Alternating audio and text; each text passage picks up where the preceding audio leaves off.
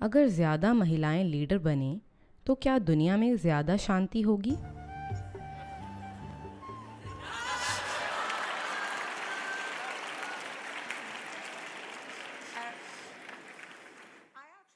मैं वाकई सोचती हूँ कि आज महिलाओं के पास एक बड़ी जिम्मेदारी है, सफलता को परिभाषित करने की और काम को परिभाषित करने की, क्योंकि आज दुनिया जैसी है वह पुरुषों द्वारा बनाई गई है और ये कारगर नहीं रहा है।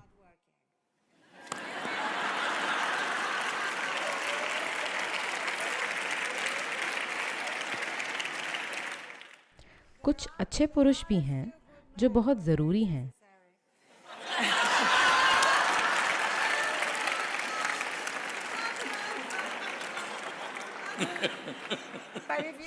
पर जो पहली महिला क्रांति थी उसके बाद से महिलाएं वोट दे पा रही हैं। दूसरी महिला क्रांति जिसका नेतृत्व अमेरिका में बेटी फाइडन और ग्लोरिया स्टेनम ने किया था, उसके बाद हर नौकरी और हर क्षेत्र में महिलाएं शिखर तक पहुंच पाईं। और मुझे लगता है कि तीसरी क्रांति सफलता और काम को दोबारा परिभाषित करेगी। तो मैं आपकी तरह सबसे ऊपर रहना चाहती हूँ के बजाय कहें कि क्या ये वाकई बिजनेस या दुनिया को चलाने का सबसे अच्छा तरीका है? और महिलाएं कह रही हैं नहीं। कई महिलाएं कह रही हैं कि वाकई आज के कॉर्पोरेट ढांचे और राजनीतिक दुनिया को बदलना ज़रूरी है। जिन ढांचों में हम होड़ कर रहे हैं, हम पुरुषों के नियमों के हिसाब से होड़ नहीं करना चाहते। और जब ये बदलाव होंगे, और ये हो भी रहे हैं, तब पुरुष वाकई आभार मानेंगे।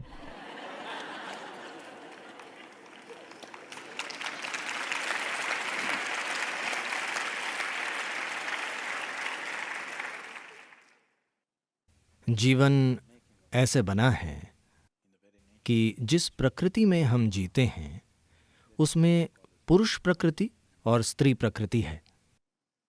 दुर्भाग्य से हमने ऐसी दुनिया बनाई है जहां सफलता और खुशहाली मर्दानगी से गहराई से जुड़ी है।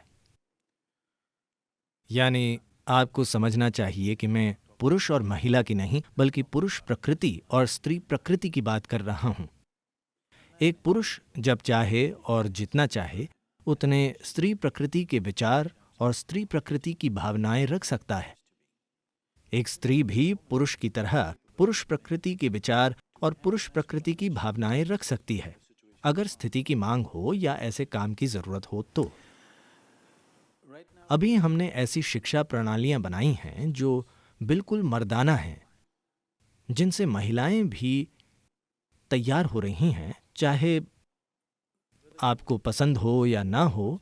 दुर्भाग्य से सफलता का विचार मर्दानगी से जुड़ चुका है।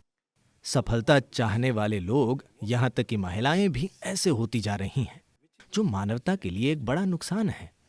If you take away the feminine from the world, everything that's gentle, everything that's beautiful, everything that's aesthetic, everything that is the subtler aspect of life will disappear and अगर संसार से स्त्री प्रकृति हट जाए तो हर कोमल चीज, हर सुंदर चीज, वो सब कुछ जिसमें सुंदरता है, जीवन की सभी बारीकियां गायब हो जाएंगी और सिर्फ जीवन को चलाने या जिंदा रहने से जुड़े पहलू मौजूद रहेंगे।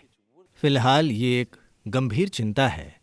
देखिए, 25 साल पहले एक सामान्य बातचीत में कोई अर्थव्यवस्था को चर्चा करने लायक नहीं समझता था, है ना?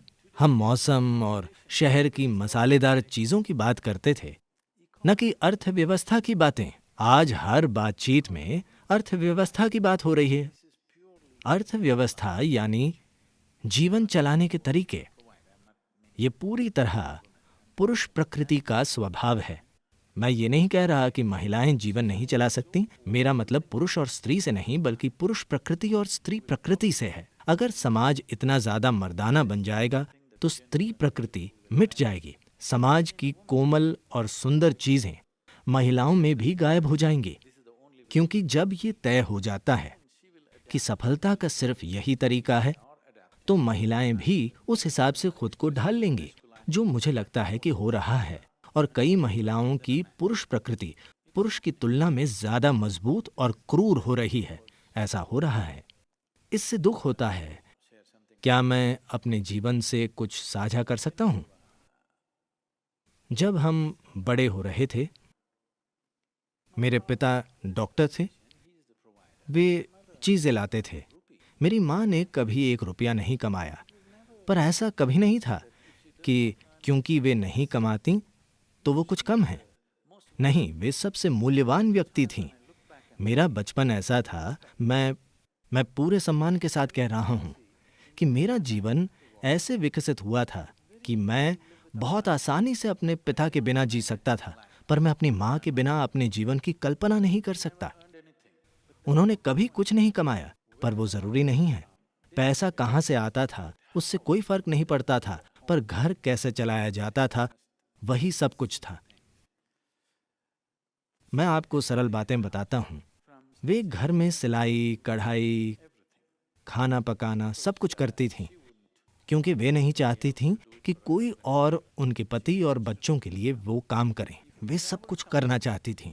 अगर हम कहीं यात्रा करते थे और हमें सोना होता था और उन्हें तकिए का सफेद गिलाफ दिखता, यात्रा के समय सिर्फ सफेद गिलाफ होते हैं, वे कहती थीं, बच्चे सफेद तकिए पर कैसे सोएंगे? और वे वहीं सुई और धागा निकालकर वहीं 5 मिनट में एक छोटा तोता या फूल सिल देती थी। उस छोटे हरे तोते को देखते देखते मैं सो जाता। ये तोता आज मेरी चेतना में इतना गहराई में बसा हुआ है क्योंकि मेरी देखभाल इतने प्रेम से हुई कि वो छोटा हरा तोता मुझ में बहुत गहरा उतर गया, और कई मायनों में जो मैं आज हूं वो उस छोटे हरे तोते से प्रकट हुआ है जो उन्होंने उस तकिए पर सिला था।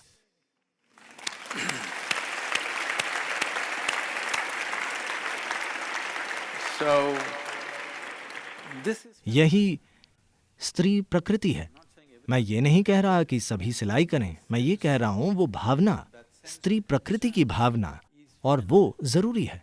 योग विज्ञान में आजकल ज्यादातर हठ योग शब्द का अर्थ जाने बिना उसका हर जगह इस्तेमाल हो रहा है।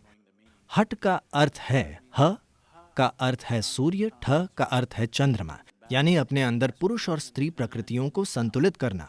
जब ये दोनों चीजें आप में ठीक से संतुलित हों, तभी आप एक पूर्ण इंसान हैं, नहीं तो आप एक तरफा इंसान हैं।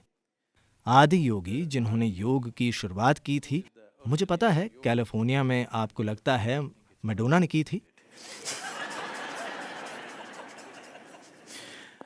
आदि योगी को पुरुष का परम प्रतीक माना जाता है, पर उनका प्रतीक ऐसा है कि सभी चित्रों में वे आधे महिला हैं और आधे पुरुष।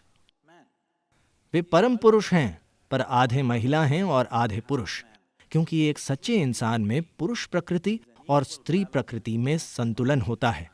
और मैं समझ नहीं पाता कि ऑफिस में ये कोई मुद्दा क्यों होना चाहिए। हमेशा किसी को पुरुष या महिला के रूप में देखने की क्या जरूरत है? आप उन्हें सिर्फ एक इंसान या एक जीव के रूप में देख सकते हैं।